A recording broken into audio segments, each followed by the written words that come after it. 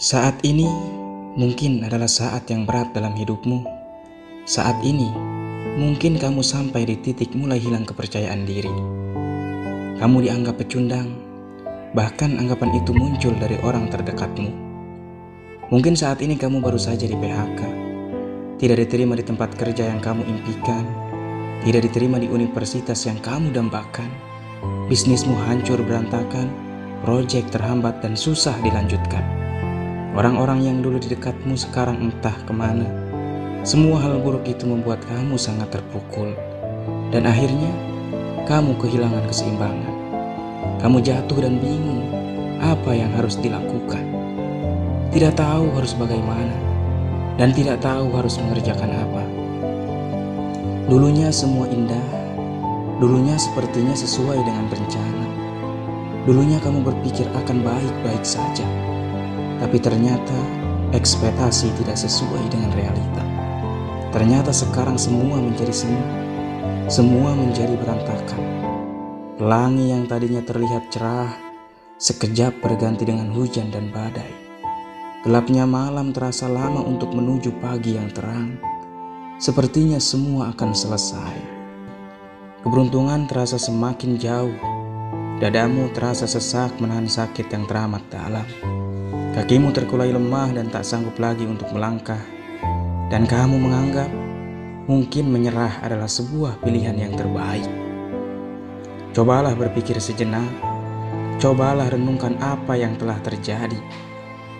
Yang terjadi biarlah terjadi. Ingat, marah, kecewa, putus asa itu pasti. Tapi tetap tidak akan bisa merubah pahitnya masa lalu. Marah, kecewa, dan putus asamu tidak akan pernah bisa merubah apa yang sudah terjadi.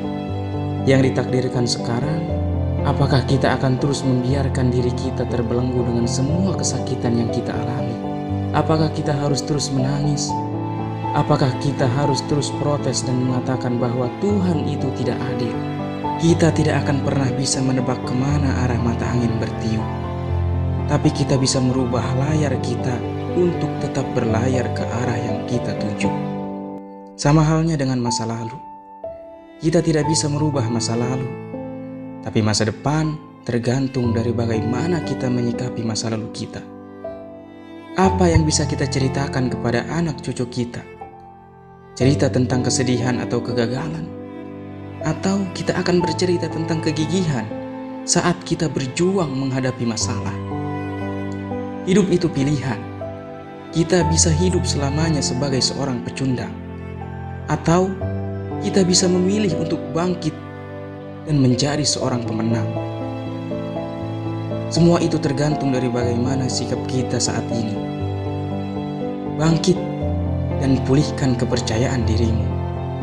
Tidak ada pemenang yang dilahirkan dari proses yang menyenangkan.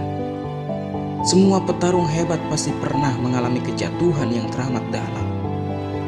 Ketika kita menyerah dan menghentikan langkah, ketika impian dan harapan kita sirna, itulah kegagalan yang sesungguhnya.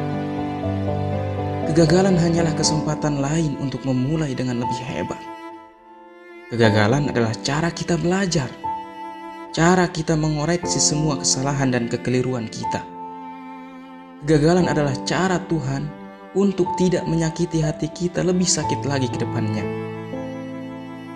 Kegagalan bukan berarti semua sudah berakhir. Kenapa kita terjatuh? Agar kita bisa belajar bagaimana caranya bangkit dan berdiri lebih hebat lagi. Yang penting bukan berapa kali kita gagal, tapi yang terpenting adalah berapa kali kita bangkit dari kegagalan. Tidak ada jaminan sukses. Namun ketika kita tidak mencobanya, 100% itu adalah jaminan kegagalan. Kesalahan yang paling besar bukan kegagalan, tapi terbentuk untuk menyerah sebelum merasakan keberhasilan. Bangkit satu kali lagi. Tidak boleh ada yang bisa menghentikan langkahmu. Jangan pernah mencoba untuk menyerah, dan jangan pernah menyerah untuk mencoba. Sebanyak apapun kita jatuh, seberat apapun beban di atas pundak kita, bangkit dan berdirilah kembali dengan lebih gagah. Karena masa depan adalah milik orang-orang yang mau berjuang. Terima kasih.